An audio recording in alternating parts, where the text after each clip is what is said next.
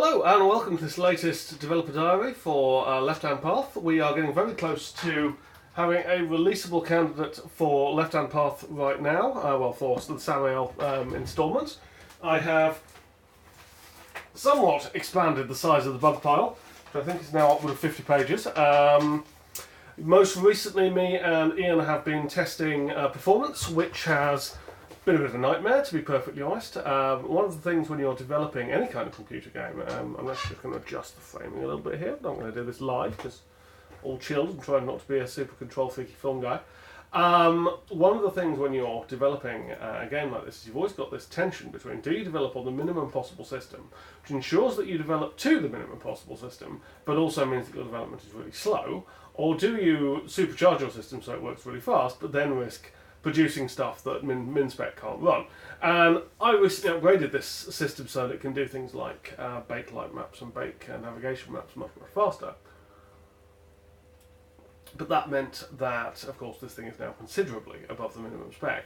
And so the last few days have been optimizing left, right and centre. We have done things like change the pixel resolution on the Unity terrain, which will mean nothing to anyone who isn't a game developer, but it's basically something that gives you a tiny bit of reduced fidelity at long distances in the terrain, which you probably won't be able to see anyway, in exchange for making it about 4 times faster.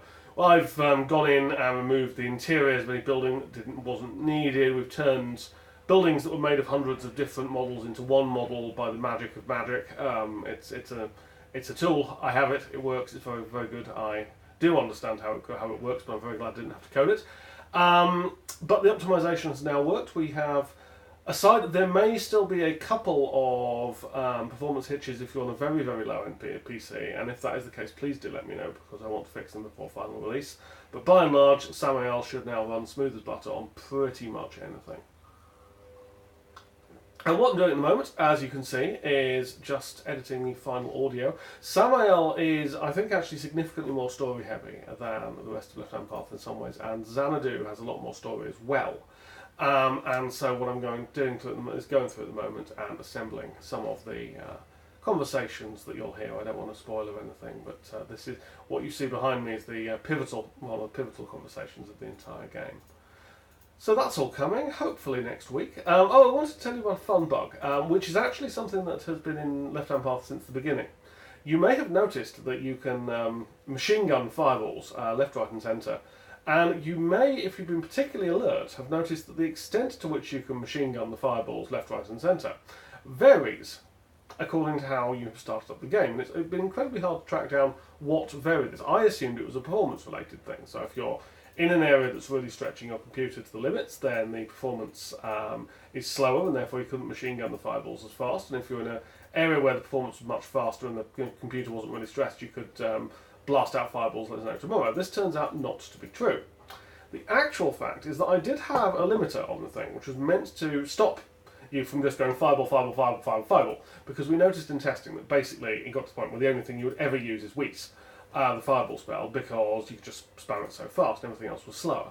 And this is obviously not a desired behaviour.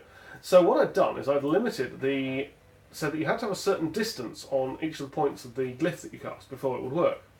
Unfortunately, thanks to the math that was being used, the glyph was measured according to the size of the window on the computer, not on your VR headset, but on the computer.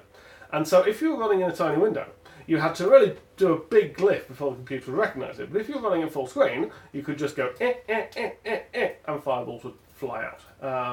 So I have now fixed this. It's well and truly fixed. I tried a bunch of different things. So you'll probably find that the Wii spell is slightly less responsive, and this will hopefully encourage you to delve into your arcane arsenal, that sounded wrong, and find other solutions to the problems at hand. Unfortunately, Samael has quite a number of additions to the aforementioned arcane arsenal, which I think you'll enjoy using.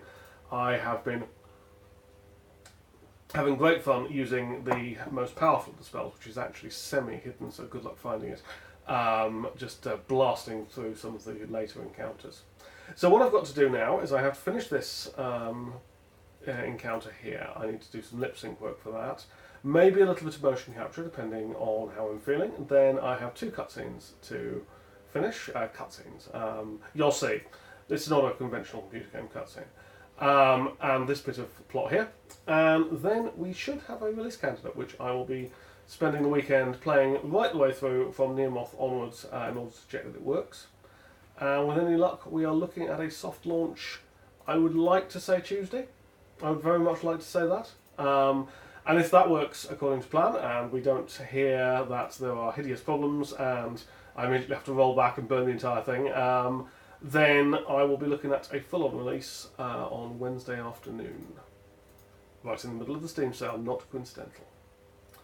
So, it's really close. I had better get back to some audio editing, because it ain't going to edit itself.